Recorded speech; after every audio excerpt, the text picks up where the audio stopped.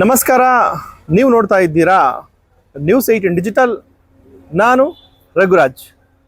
ಸದ್ಯ ಕೋಲಾರ ಜಿಲ್ಲೆಯಲ್ಲಿ ಅತಿ ಹೆಚ್ಚು ಸುದ್ದಿ ಮಾಡ್ತಾ ಇರತಕ್ಕಂಥ ವಿಚಾರ ಅದು ಅರಣ್ಯ ಇಲಾಖೆಯ ಒತ್ತುವರಿ ತೆರವು ಕಾರ್ಯಾಚರಣೆ.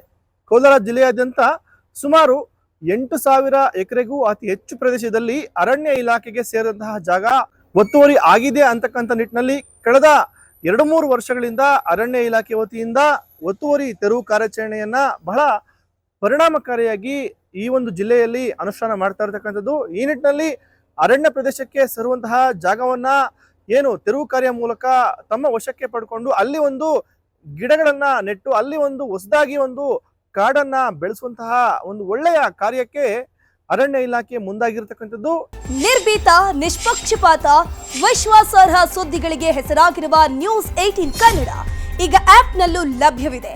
ದಯವಿಟ್ಟು ಇಲ್ಲಿರುವ QR ಕೋಡ್ನ ಸ್ಕ್ಯಾನ್ ಮಾಡಿಕೊಂಡು ಆಪ್ ಡೌನ್ಲೋಡ್ ಮಾಡೋದಕ್ಕೆ ಮರಿಬೇಡಿ. ನಿಮ್ಮ ಬೆಂಬಲ ಹೀಗೆ ಸದಾ ನಮ್ಮೊಂದಿಗಿರಲಿ. ಧನ್ಯವಾದ.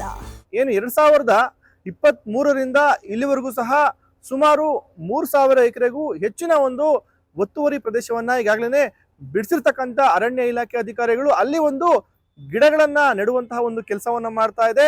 ಆದ್ರೆ ಕೋಲಾರದಲ್ಲಿ ಪ್ರತಿ ಬಾರಿ ಹಮ್ಮಿಕೊಳ್ತಕ್ಕಂಥ ಒಂದು KDP ಸಭೆ ಇದೆ, ಜೊತೆಗೆ ದಿಶಾ ಸಭೆಗಳೇನಿದೆ. ಈ ಒಂದು ಸಭೆಗಳಲ್ಲಿ ಅರಣ್ಯ ಇಲಾಖೆ ವಿರುದ್ಧ ಜನಪ್ರತಿನಿಧಿಗಳು ಬಹಳಷ್ಟು ಒಂದು ಆಕ್ರೋಶವನ್ನ ಹೊರಹಾಕ್ತಾ ಇರ್ತಕ್ಕಂಥದ್ದು. ಬಡಬಗ್ಗರ ಜಮೀನುಗಳನ್ನ ಅರಣ್ಯ ಇಲಾಖೆಯವರು ದೌರ್ಜನ್ಯ ಮಾಡಿ ತೆರವು ಕಾರ್ಯ ಮೂಲಕ ಬಿಡಿಸ್ಕೊಂಡು ಅವರಿಗೆ ಒಂದು ಮೋಸವನ್ನ ಮಾಡ್ತಾ ಇದ್ದಾರೆ. ಎಲ್ಲಾ ರೀತಿಯಲ್ಲೂ ಕೂಡ ಒಂದು ಸರ್ಕಾರಿ ದಾಖಲೆಗಳಿರ್ತಕ್ಕಂಥ ಜಮೀನುಗಳನ್ನ ಅಧಿಕಾರಿಗಳು ಬಿಡಿಸ್ಕೊಳ್ತಾ ಇದ್ದಾರೆ. ಲ್ಯಾಂಡ್ ಗ್ರಾಂಟ್ ಕಮಿಟಿಯಿಂದ ಗ್ರಾಂಟ್ ಆಗಿರ್ತಕ್ಕಂಥ ಲ್ಯಾಂಡ್ಗಳು, ಜೊತೆಗೆ ಸುಮಾರು ಒಂದು 50ಕ್ಕೂ ಹೆಚ್ಚಿನ ವರ್ಷಗಳ ಒಂದು ಇತಿಹಾಸ ಇರತಕ್ಕಂಥ, ಜೊತೆಗೆ ಒಂದು ದಾಖಲೆಗಳಿರ್ತಕ್ಕಂಥ ಒಂದು ಜಮೀನುಗಳನ್ನ ಅಧಿಕಾರಿಗಳು ಒಂದು ವಶಕ್ಕೆ ಪಡಿತಾ ಇದ್ದಾರೆ. ಹಾಗಾಗಿನೇ ಸರ್ಕಾರಿ ದಾಖಲೆಗಳಿದ್ರು ಕೂಡ ಈ ರೀತಿಯಾಗಿ ಒಂದು ದೌರ್ಜನ್ಯವನ್ನ ಮಾಡಿ ಅರಣ್ಯ ಇಲಾಖೆ ಅಧಿಕಾರಿಗಳು ಒಂದು ಅವರ ಮತ್ತೆ ರೈತರ ಜಮೀನುಗಳನ್ನ ಈ ರೀತಿಯಾಗಿ ಒಂದು ಒತ್ತುವರಿ ತೆರವು ಕಾರ್ಯ ಮೂಲಕ ವಶಕ್ಕೆ ಪಡ್ಕೊಳ್ಳುವಂಥದ್ದು ಎಷ್ಟು ಮಾತ್ರ ಸರಿ ಅಂತಕ್ಕಂಥ ಒಂದು ಪ್ರಶ್ನೆ ಇದೀಗ ಮಾಡ್ತಾ ಇರತಕ್ಕಂಥದ್ದು. ಈ ನಿಟ್ಟಿನಲ್ಲಿ ಕಳೆದ 2-3 ವರ್ಷಗಳಿಂದ ಬಹಳಷ್ಟು ರೈತರು ಒಂದು ನ್ಯಾಯಾಂಗ ಹೋರಾಟವನ್ನು ಮಾಡ್ತಾ ಇದ್ದಾರೆ. ಜೊತೆಗೆ ಆಯಾ ಭಾಗದ ಶಾಸಕರಿಗೆ ನಿರಂತರವಾಗಿ ಒಂದು ಮನವಿಯನ್ನ ಕೊಡ್ತಕ್ಕಂಥ ಕೆಲಸವನ್ನು ಕೂಡ ಭೂಮಿ ಕಳ್ಕೊಂಡಿರ್ತಕ್ಕಂಥ ರೈತರು ಕೂಡ ಮಾಡ್ತಾ ಇರತಕ್ಕಂಥದ್ದು. ಆದ್ರೆ ಅರಣ್ಯ ಇಲಾಖೆ ಅಧಿಕಾರಿಗಳು ಹೇಳೋ ಪ್ರಕಾರವಾಗಿ ಈ ಒಂದು ಜಮೀನೇನಿದೆ, ಒತ್ತುವರಿ ಆಗಿರ್ತಕ್ಕಂಥ ಜಮೀನಿದೆ, ಆ ಜಮೀನು ಖಂಡಿತ ಅದು ಅರಣ್ಯ ಇಲಾಖೆಗೆ ಸೇರಿದಂತಹ ಒಂದು ಜಮೀನಾಗಿದೆ. ಹಾಗಾಗಿನೇ ಆ ಒಂದು ಪ್ರದೇಶವನ್ನ ನಾವು ಯಾವುದೇ ಒಂದು ಮುಲಾಜಿಲ್ಲದೆ ಖಂಡಿತ ಅದನ್ನ ನಾವು ಒತ್ತುವರಿ ಮೂಲಕ ತೆರವು ಮಾಡಿ ಆ ಮೂಲಕ ವಶಕ್ಕೆ ಪಡ್ಕೊಂಡು ಅಲ್ಲಿ ಒಂದು ಅರಣ್ಯವನ್ನ ಬೆಳೆಸುವಂತಹ ಕೆಲಸವನ್ನ ಮಾಡ್ತೀವಿ ಅಂತಕ್ಕಂಥ ಮಾತನ್ನ ಈಗಾಗಲೇ ಕಟ್ಟುನಿಟ್ಟಾಗಿ ಇದೀಗ ಅರಣ್ಯ ಇಲಾಖೆ ಅಧಿಕಾರಿಗಳು ಹೇಳಿರ್ತಕ್ಕಂಥದ್ದು. ಆದ್ರೆ ಇದಕ್ಕೆ ತದ್ವಿರುದ್ಧವಾಗಿ ಇದೀಗ ಇವತ್ತು ಕೋಲಾರ ಜಿಲ್ಲೆಯ ಜಿಲ್ಲಾ ಪಂಚಾಯಿತಿಯ ಸಭಾಂಗಣದಲ್ಲಿ ಹಮ್ಮಿಕೊಂಡಿದ್ದಂತಹ ಒಂದು KDP ಸಭೆ ಏನಿದೆ, ಈ ಒಂದು ಸಭೆಯಲ್ಲಿ ಇದೀಗ ಒಂದು ನಿರ್ಧಾರ ಇದೀಗ ಪಾಸ್ ಆಗಿರ್ತಕ್ಕಂಥದ್ದು. ಕೋಲಾರ ಜಿಲ್ಲಾ ಉಸ್ತುವಾರಿ ಸಚಿವರಾಗಿರ್ತಕ್ಕಂಥ ಸುರೇಶ್ ಅವರ ಒಂದು ನೇತೃತ್ವದಲ್ಲಿ ಹಮ್ಮಿಕೊಂಡಿದ್ದಂತಹ ಒಂದು ಸಭೆಯಲ್ಲಿ ಇವತ್ತು ತೀರ್ಮಾನ ಆಗಿದ್ದು, ಇನ್ನು ಅರಣ್ಯ ಇಲಾಖೆ ಅಧಿಕಾರಿಗಳು ಒಂದೇ ಒಂದು ಎಕರೆಯ ಒಂದು ಒತ್ತುವರಿ ತೆರವು ಕಾರ್ಯವನ್ನು ಕೂಡ ಮಾಡುವಂತಿಲ್ಲ ಅಂತಕ್ಕಂಥ ಒಂದು ಆದೇಶವನ್ನ ಇವತ್ತು ಜಿಲ್ಲಾ ಉಸ್ತುವಾರಿ ಸಚಿವ ಬೈರತಿ ಸುರೇಶ್ ಅವರು ಮಾಡಿರ್ತಕ್ಕಂಥದ್ದು. ಅದಕ್ಕೆ ಕಾರಣ ಏನಂತ ಹೇಳಿದ್ರೆ ಈಗಾಗಲೇ ಸುಪ್ರೀಂ ಕೋರ್ಟ್ ನಿಂದ ಆಯಾ ರಾಜ್ಯಗಳಲ್ಲಿ ಒತ್ತುವರಿ ಆಗಿರ್ತಕ್ಕಂಥ ಒಂದು ಅರಣ್ಯ ಪ್ರದೇಶದ ಒಂದು ಸಂಕ್ಷಿಪ್ತ ಮಾಹಿತಿಯನ್ನ ಕಲೆ ಹಾಕೋದಿಕ್ಕೆ ರಾಜ್ಯ ಮಟ್ಟದ ಅಲ್ಲಿಂದ ಜಿಲ್ಲಾ ಮಟ್ಟದಲ್ಲಿ ಒಂದು SIT ಅನ್ನ ರಚನೆ ಮಾಡಿ ಒಂದು ಖುದ್ದು ಪರಿಶೀಲನೆ ಮಾಡಿ ಅಲ್ಲಿ ಒಂದು ಸಂಕ್ಷಿಪ್ತವಾಗಿರ್ತಕ್ಕಂಥ ಮಾಹಿತಿಯನ್ನ ಕೊಟ್ಟು ತೆರವು ಕಾರ್ಯಾಚರಣೆ ಮೂಲಕ ಬಿಡಬೇಕು ಅಂತಕ್ಕಂಥ ಒಂದು ಸೂಚನೆಯನ್ನ ಸುಪ್ರೀಂ ಕೋರ್ಟ್ ಕೊಟ್ಟಿದೆ. ಅದೇ ನಿಟ್ಟಿನಲ್ಲಿ ಇದೀಗ ಈ ಒಂದು SIT ತಂಡ ಏನಿದೆ ಅಂತಿಮ ಒಂದು ವರದಿ ಸಲ್ಲಿಕೆ ಮಾಡೋವರೆಗೂ ಕೂಡ ಕೋಲಾರ ಜಿಲ್ಲೆಯಲ್ಲಿ ಒಂದೇ ಒಂದು ಎಕರೆ ಒಂದು ಒತ್ತುವರಿ ತೆರವನ್ನು ಕೂಡ ನೀವು ಮಾಡಬೇಡಿ ಅಂತಕ್ಕಂಥ ಒಂದು ಸ್ಪಷ್ಟ ಒಂದು ನಿರ್ದೇಶನವನ್ನ ಇವತ್ತು ಜಿಲ್ಲಾ ಉಸ್ತುವಾರಿ ಮಂತ್ರಿ ಬೈರತಿ ಸುರೇಶ್ ಅವರು ಕೊಟ್ಟಿರ್ತಕ್ಕಂಥದ್ದು. ಈ ಮೂಲಕ ಬಹಳ ಒಂದು ವಿವಾದಕ್ಕೆ ಕಾರಣ ಆಗಿದಂತಹ ಒಂದು ಅರಣ್ಯ ಇಲಾಖೆಯ ಒತ್ತುವರಿ ತೆರವು ಕಾರ್ಯಾಚರಣೆಗೆ ಇವತ್ತು ಒಂದು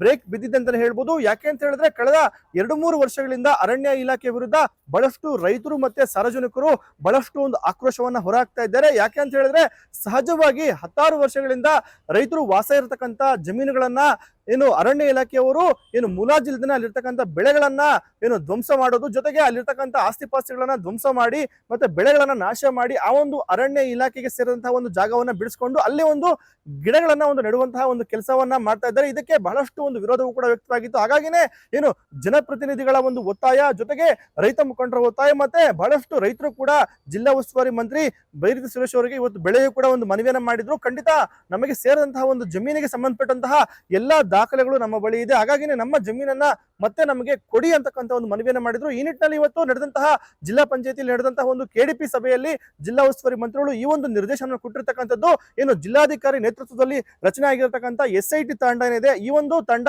ಕೊಡ್ತಕ್ಕಂಥ ಒಂದು ಮಾಹಿತಿ ಆಧಾರದ ಮೇಲೆ ಅಂದ್ರೆ ಈ ಒಂದು SIT ತಂಡ ಕಂಪ್ಲೀಟ್ ಆಗಿ ಒಂದು ಪರಿಶೀಲನೆಯನ್ನ ಮಾಡಿದ ನಂತರ ಒಂದು ಒತ್ತುವರಿ ತೆರವು ಕಾರ್ಯಾಚರಣೆಯನ್ನ ಮಾಡಿ ಇದುವರೆಗೂ ನೀವು ಒತ್ತುವರಿ ತೆರವು ಕಾರ್ಯವನ್ನ ಕೈ ಬಿಡಿ ಅಂತಕ್ಕಂಥ ಒಂದು ಸ್ಪಷ್ಟ ನಿರ್ದೇಶನವನ್ನು ಕೊಟ್ಟಿರ್ತಕ್ಕಂಥದ್ದು. ಹೀಗಾಗಿನೇ ಈ ಸಂಬಂಧಪಟ್ಟಂತೆ ಮಾತನಾಡಿರ್ತಕ್ಕಂಥ ಜಿಲ್ಲಾ ಉಸ್ತುವಾರಿ ಮಂತ್ರಿ ಬೈರತಿ ಸುರೇಶ್ ಅವರು ಏನು ಅರಣ್ಯ ಇಲಾಖೆ ವತಿಯಿಂದ ಬಹಳಷ್ಟು ಒಂದು ತೆರವು ಕಾರ್ಯಾಚರಣೆ ಆಗ್ತಾ ಇದೆ, ಆ ಮೂಲಕ ಬಹಳಷ್ಟು ರೈತರು ಜಮೀನನ್ನ ಕಳ್ಕೊಳ್ತಾ ಇದ್ದಾರೆ. ಹಾಗಾಗಿನೇ ನೈಜವಾಗಿರ್ತಕ್ಕಂಥ ರೈತರು ಕೂಡ ಬಹಳಷ್ಟು ಒಂದು ಜಮೀನನ್ನ ಕಳ್ಕೊಳ್ತಾ ಇದ್ದಾರೆ. ಈ ನಿಟ್ಟಿನಲ್ಲಿ ಅದನ್ನ ತಪ್ಪಿಸುವಂತ ನಿಟ್ಟಿನಲ್ಲಿ SIT ತಂಡ ರಚನೆ ಮಾಡಿದ್ದಾರೆ. ಆ ಒಂದು ತಂಡದ ಒಂದು ವರದಿ ಬರೋರು ಕೂಡ ಅರಣ್ಯ ಇಲಾಖೆ ಅಧಿಕಾರಿಗಳು ತೆರವು ಕಾರ್ಯವನ್ನ ಮಾಡುವಂತಿಲ್ಲ ಅಂತಕ್ಕಂಥ ಮಾತನ್ನ ಇದೀಗ ಏನು ಸಚಿವ ಬೈರತಿ ಸುರೇಶ್ ಅವರು ಹೇಳಿರ್ತಕ್ಕಂಥದ್ದು.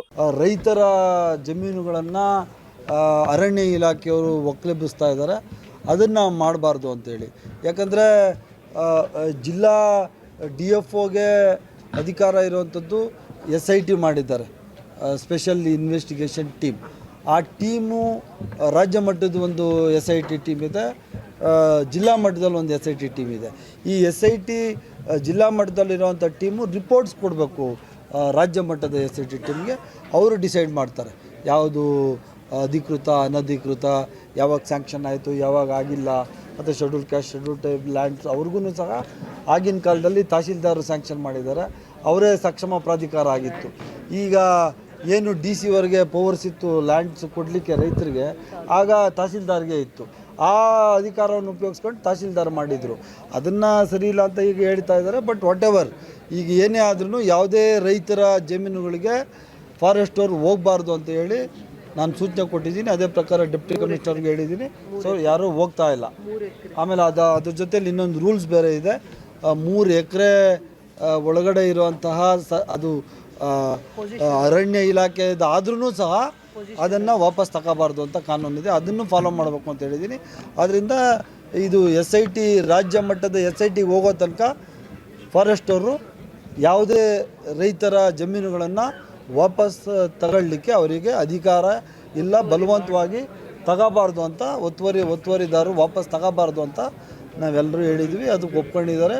DCಗೆ ಸಹ ಅವರೇ ಕಮಿಟಿ ಚೇರ್ಮನ್ನು, ಅವರಿಗೆ ಈ ಕೆಲಸವನ್ನು ವಹಿಸಿದ್ದೀವಿ. ಒಟ್ಟಾರೆಯಾಗಿ ಕೋಲಾರ ಜಿಲ್ಲೆಯಲ್ಲಿ ಅರಣ್ಯ ಇಲಾಖೆ ವತಿಯಿಂದ ಹಮ್ಮಿಕೊಂಡಿರ್ತಕ್ಕಂಥ ತೆರವು ಕಾರ್ಯಾಚರಣೆಗೆ ಪರ ಮತ್ತೆ ವಿರೋಧ ಬಹಳಷ್ಟು ಕೂಡ ವ್ಯಕ್ತವಾಗಿದೆ. ಜೊತೆಗೆ ಈ ನಿಟ್ಟಿನಲ್ಲಿ ರೈತರು ಭೂಮಿಯನ್ನ ಏನ್ ಕಳ್ಕೊಂಡಿದ್ದಾರೆ ಆ ಒಂದು ರೈತರಿಗೆ ಮತ್ತೆ ಆ ಒಂದು ಭೂಮಿಯನ್ನ ವಾಪಸ್ ಕೊಡಬೇಕು. ಜೊತೆಗೆ ಸರ್ಕಾರದ ಒಂದು ಆದೇಶ ಏನಿದೆ 2015ರ ಪ್ರಕಾರ 3 ಎಕರೆ ಮಿತಿ ಇರತಕ್ಕಂಥ ಜಮೀನನ್ನ ಅರಣ್ಯ ಇಲಾಖೆಗೆ ಸೇರಿದ್ರು ಕೂಡ ಆ ಒಂದು ಜಮೀನನ್ನ ನೀವು ಒತ್ತುವರಿ ತೆರವು ಕಾರ್ಯಾಚರಣೆ ಮೂಲಕ ವಶಕ್ಕೆ ಪಡಿಬಾರ್ದು ಅಂತಕ್ಕಂಥ ಒಂದು ಆದೇಶ ಏನಿದೆ. ಈ ನಿಟ್ಟಿನಲ್ಲಿ ಆ ಆದೇಶವನ್ನ ಖಂಡಿತ ಎಲ್ಲರೂ ಪಾಲನೆ ಮಾಡಬೇಕು. ಜೊತೆಗೆ ಈ ಒಂದು SIT ತಂಡದ ಪರಿಶೀಲನಾ ಒಂದು ವರದಿ ಬರೋ ತನಕ ಯಾವುದೇ ರೀತಿಯಲ್ಲೂ ಕೂಡ ನೀವು ಒತ್ತುವರಿ ತೆರವು ಕಾರ್ಯಾಚರಣೆಯನ್ನ ಮಾಡಬಾರ್ದು ಅಂತಕ್ಕಂಥ ಒಂದು ಸೂಚನೆಯನ್ನ ಇವತ್ತು ಸಚಿವ ಬೈರತಿ ಸುರೇಶ್ ಕೊಟ್ಟಿರ್ತಕ್ಕಂಥದ್ದು. ಆದ್ರೆ ಇದಕ್ಕೆ ಸಂಬಂಧಪಟ್ಟಂತೆ ಅರಣ್ಯ ಇಲಾಖೆ ಅಧಿಕಾರಿಗಳು ಯಾವುದೇ ಒಂದು ಪ್ರತಿಕ್ರಿಯೆಯನ್ನು ಕೊಟ್ಟಿಲ್ಲ.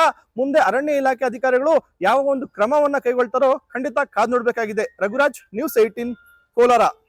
ನಿರ್ಭೀತ, ನಿಷ್ಪಕ್ಷಪಾತ, ವಿಶ್ವಾಸಾರ್ಹ ಸುದ್ದಿಗಳಿಗೆ ಹೆಸರಾಗಿರುವ ನ್ಯೂಸ್ 18 ಕನ್ನಡ ಈಗ ಆಪ್ನಲ್ಲೂ ಲಭ್ಯವಿದೆ. ದಯವಿಟ್ಟು ಇಲ್ಲಿರುವ QR ಕೋಡ್ನ ಸ್ಕ್ಯಾನ್ ಮಾಡಿಕೊಂಡು ಆಪ್ ಡೌನ್ಲೋಡ್ ಮಾಡೋದಕ್ಕೆ ಮರಿಬೇಡಿ. ನಿಮ್ಮ ಬೆಂಬಲ ಹೀಗೆ ಸದಾ ನಮ್ಮೊಂದಿಗಿರಲಿ. ಧನ್ಯವಾದ.